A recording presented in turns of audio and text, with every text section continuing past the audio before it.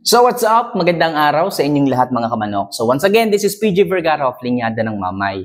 So at this moment of time, mga katanungan ulit ninyo ang ating bibigyan ng pansin at sana mga kamanok ay kahit paano masatisfied ko kayo sa bawat sagot na aking ibibigay. So hindi po lahat ng katanungan ay kaya kong sagutin, pero yung mababasa ko at mailalagay nyo dito na kaya kong sagutin is sasagutin ko po para sa inyo mga kamanok. Okay? So, kaya mga kamanok, mga newbie, mga baguhan, or kung ikaw man is medyo may katagalan na rin sa pagmamanok at may gusto kang gustong linawin. At kung ikaw ay may gustong linawin, pag-usapan natin yan. Ilagay mo lang sa comment section, mababasa ko rin yan. Parang magtutropa lang tayo dito. Parang magkausap lang tayo dito. Kaya kung ano man yung katanungan mo, mababaw man yan, malalim man yan, welcome na welcome po kayo. Okay? So, huwag niyo sanang kalimutan na pindutin ang subscribe button at i-like itong video ito para ma-update kayo palagi sa mga videos na aking i-upload para sa mga videos na aking gagawin. Kasi kung magtatanong kayo dito tapos hindi naman kayo nakasubscribe, possible po hindi niyo po mabasa or mapakinig yung aking mga advice sa inyo. Okay? So, kung nakapag-subscribe na kayo, maraming salamat mga kamanok. At simulan na po natin ang tanungan o ang sagutan dito sa inyong mga inilagay sa comment section. Okay? Ang katanungan nating unang sasagutin ay galing kay Krisa Laurin. Ayan. So, ang tanong niya is, good evening po, Idol. Matanong ko lang po sa iyo kung magbi-B1 po ako sa aking mga sisiw, hindi po kaya maapektuhan yung aking mga manok sa cording area. Okay? So, mga kamanok, ang B1 po, yan po ay ginawa para sa mga maliliit na manok, especially sa mga sisiw. Okay? Kaya po yan ay B1, yan po ay pinababa na form ng lasota.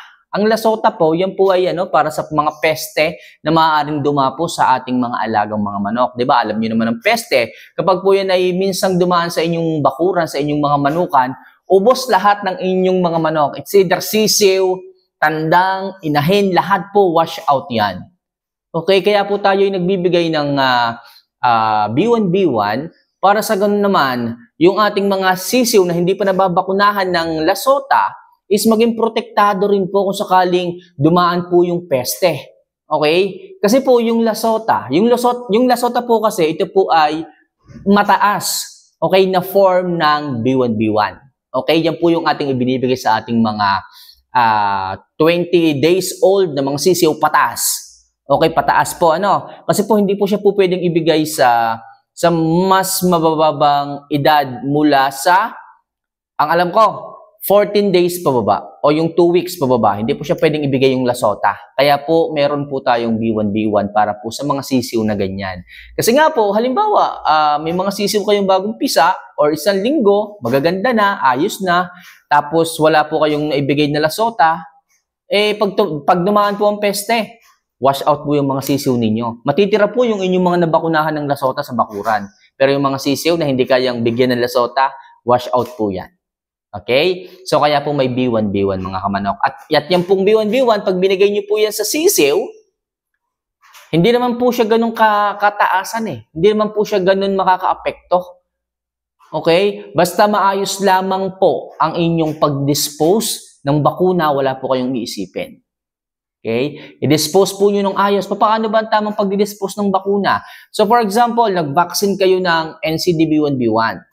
Marami pang natira kalahati. Ang gawin po nyo, doon po kayo mag-disinfect sa loob ng inyong banyo, sa loob ng inyong CR. Haluan nyo po agad yan ng Zonrox. Papatakan nyo po kaagad ng Zonrox. Then, iwanan nyo po ng siguro mga 5 to 10 minutes. Makikita nyo mga kamanok, yung kulay blue na diluent, kung halimbawang nakahalo na po yung bakuna at saka yung diluent na kulay blue, after 5 minutes or 10 minutes, makikita nyo magiging kulay puti, parang tubig na lang. Kasi po, na-disinfect na po yun ng Zonrox. Kaya po napakaganda pong pang-disinfectant ng Zonrox sa ating manukan kasi nga po, kaya po niyang alisin yung mga bakterya dyan. Okay? So kapag naging tubig na po, kulay tubig na po yung inyong vaccine, pwede nyo po siyang i-flush doon sa inyong mga bowls. Okay? So, ganun po ang tamang pag-disinfect. Then, yung mga bote, kailangan nyo po yung ibaon sa lupa ng maayos. Hanggat maaari, mga isang tuhod ang lalim, maayos na po yun. Okay? Kaya wala kang dapat ipag-alala kung ikaw man is magbibigay ng NCD-B1, wala kang dapat ipag-alala. O kung gusto mo naman, after mong magbigay ng NCDB1B1, yung mga naka-cords mo, lahat ng manok mo dyan sa bakuran, pagbibigyan mo na nung NCDB1B1 para wala kang dapat isipin. Okay? So, next. Hanap muna tayo, ano?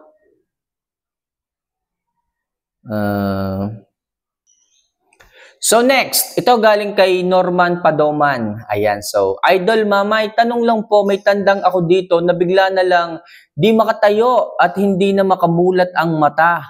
Pero okay pa naman siya, okay? Wala naman po itong sakit. Possible po ba itong nakagat ng ahas? Ano po ba ang makikita pag ang isang manok ay nakagat ng ahas? Salamat po, okay? Pag po yan ay nakagat ng ahas, mga kamanok, may dalawa po yung dot. Okay, yung po yung medyo venomous na ahas ang nakakagat, may dalawa pong dot. Okay? So, kung sabi mo okay pa naman siya, possible hindi siya nakagat ng ahas kasi po yung venom ng ahas, pagka kumagat ka agad yan, ilang minuto lamang po yan, ibig sabihin mag-a-abroad na po yan. Ganun po yun. Pero kung wala naman siyang sakit, nakapikit lang yung kanyang mata, pero malakas naman siya or healthy naman siya, nalumpo nga lang, possible baka Marex po yan. Marex disease po ang nangyari sa inyong mga alaga. So, paano po natin yan gagawa ng paraan? Actually, yung Marex, sabi nung iba, wala na daw pong gamot. Okay? So, ako, na-discover ko mga kamanok, yung Herbolts. Herbolts, yun po ay herbal talaga. Napakaganda po yun pagdating sa Marex. Kasi na-experience ko yan mga kamanok. Nagkaroon po ng Marex yung aking alaga na healthy naman siya eh. Nung hapon, healthy pa. Pero bakit nung umaga, bigla ko na lang siya nakitang nakalugmok, hindi siya makatayo, tapos parang yung kanyang leeg is nagtutwist. So, ganun po yung yung Marex, okay, tsaka yung, siguro yung akin, limberneck na rin, kasama na rin, okay? So, pinatakan ko lang siya nung Herbolts, mga kamanok. Nung hapon, for example, di ba, nung umaga nakita ko nga na nakayup-yup na lang siya, hindi siya makatayo, hindi siya makamulat, tapos yung leeg pa niya nakatwist na ganon. Pinatakan ko siya ng 5 patak nung hapon. Okay? Sabi ko, bahala na. Pinatakan ko siya ng 5 patak. Bakit nung kinabukasan paggising ko? Sabi ko, inihanda ko na yung yung pala. Kasi nga po, sabi ko, possible yung manok ko is mag-a-abroad. So, niready ko na po yung pala kasi nga maghuhukay ako ng lupa. Bakit nung pagpunta ko doon sa kanyang cage, lumulundag na, naghahanap na ng pagkain, gutom na gutom. So sabi ko ba, ang galing pala nitong Herbolts na to, ayos na ayos. Naging healthy muli yung aking manok. So kaya sinasabi ko sa inyo mga kamanok, yung Marex po, pwede pa po yung maging maayos. So Herbolts po ang aking na-try noon na ibigay sa aking alaga. Nakita ko naging maayos po ito. Naging healthy po ulit ito. So, yan po yung dapat nyong ibigay. Okay? So, Norman nga ba yung pangalan? Ayun. So, Norman, sana matry mo din itong Herbolts. Napakaganda po niyan. Okay? Okay, so, ito may nagtanong dito. Sabi niya, bakit dito kayo nagtatanong? Di naman to expert. Wala pa naman tong napatunayan. Okay? So, ang hirap pasayahin ng tao.